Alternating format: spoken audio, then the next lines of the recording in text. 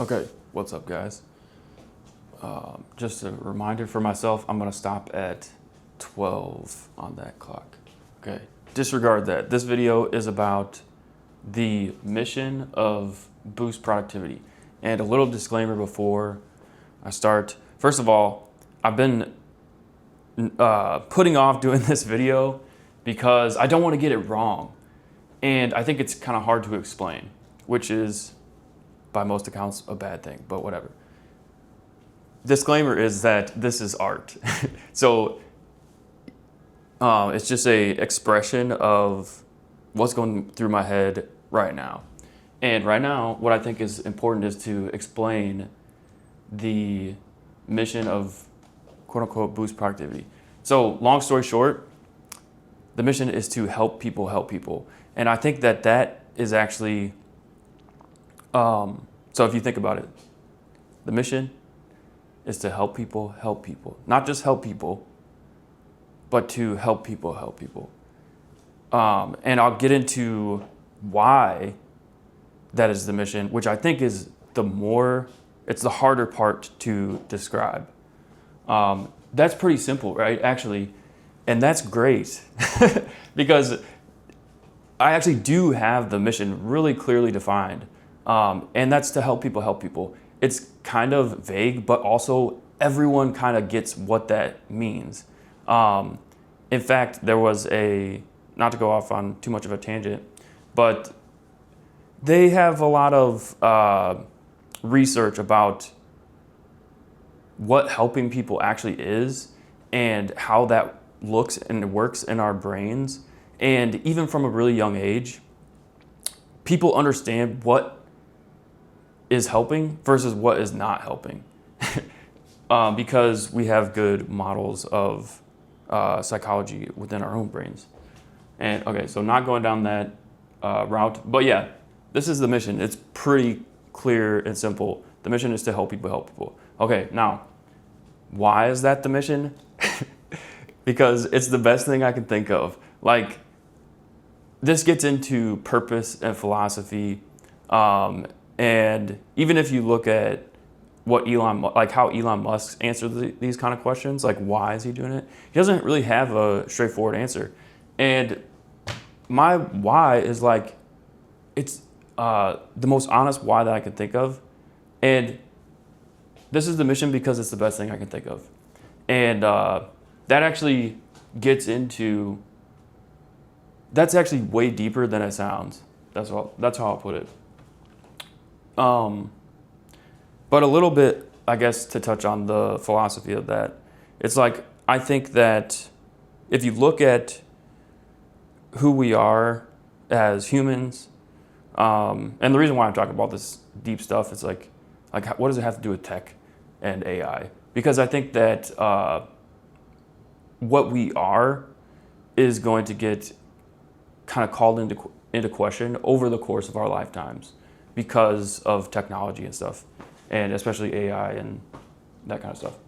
So these are actually important questions and things to talk about, even though they might sound like pretty casual. But yeah, it's the best thing I could think of. So about the philosophy, that kind of what I was saying. It's like, I think these kinds of things will get called into question. And when they do get called into question, we'll look at how our brains work and what actually is a human and what actually is an AI. And what I can think of means like, what is my representation of good? And what is my representation in my brain of doing the right thing and that kind of stuff. So literally, the mission is help people help people. Why? Because it's the best thing that my brain can come up with. And how? So the honest answer to that is that I don't know how.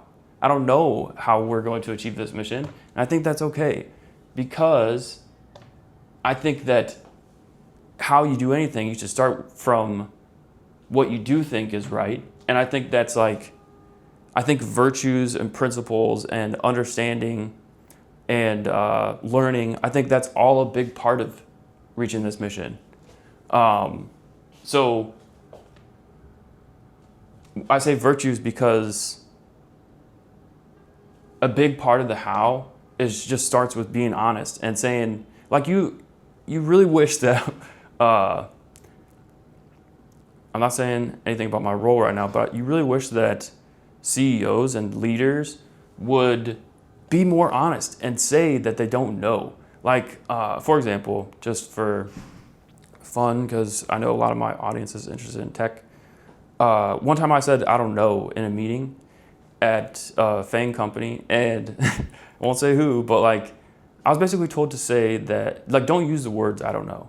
But, and, you know, there's probably a time and place for everything, but I think that we're progressing more towards a society of transparency and authenticity, and everyone kind of realizes that just because you're big and famous or something doesn't mean that you're not a real person. And I think that's one thing that social media has actually done that's pretty cool. It kind of like shows people how real other people can actually be. So yeah, my answer to that is I don't know, but obviously I think I have some good ideas. So one is better models. How can we help people help people? I think AI is considered a model. People are, if you look at science and stuff, that's kind of, your brain is like a model of what you think reality is. And so how can we help people help people? Again, making better models. So that means better AI models, right, that everyone's trying to do, but also better models of better models of the world for people. And that just comes down to learning. It means you learn as a person something like a skill or a fact or like a concept. So that's really how I think we can help people. Help people is help people learn. Obviously, right? Super obvious. But it helps to put it in this way because of all the AI stuff and how our brains work. That's why I'm putting it in this way. So speaking of brains, another way, kind of how I want to measure, what I think would be a good way to measure the success towards the mission of helping people, is two things. One is agency and one is gratitude. And I'll tell you why, and then I'll tell you more about the two. So why is because, I watched the Andrew Huberman podcast, but he was interviewing this guy who was I think he was some kind of psychiatrist or neuroscientist, something like that. But he thinks that he has narrowed down the two things about mental health, and I hesitate saying that because I don't want to get into like a mental health thing, but I think that some kind of more artistic representation of agency and gratitude. So basically he thinks that the two best things for mental health are for a person to have agency, which means that they can do what they want to do, but also gratitude. And gratitude in this sense doesn't mean me being grateful for something or someone. It means that someone is actually grateful for me. And that's what he says is a really big part of mental health. And how you do that is, lots of different ways. Like I could be helpful to my friend, and she would be grateful that I was helpful for her. That's the feeling that really leads to good mental health, according to this guy. I wish I remembered his name, but so that's the gratitude. And then the other part is like, hey, I don't want to just be helping people all the time. Like, I want to be able to do the things that I want to do in life and not have this huge burden of needing to help people. So it's the two sides of the coin. It's like what makes us feel good and good mental health, and I think right and all that stuff, is when other people are grateful for us and when we can at the same time do what we want to do and get the things that we really need, like food and whatever, but also fun and that kind of stuff. So, okay, that's 12 minutes.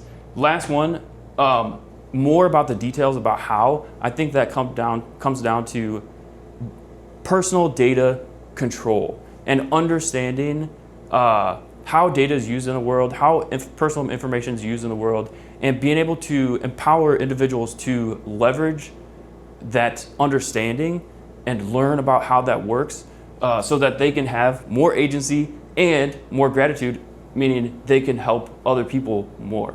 So yeah, AI, all that stuff. All right, that's it.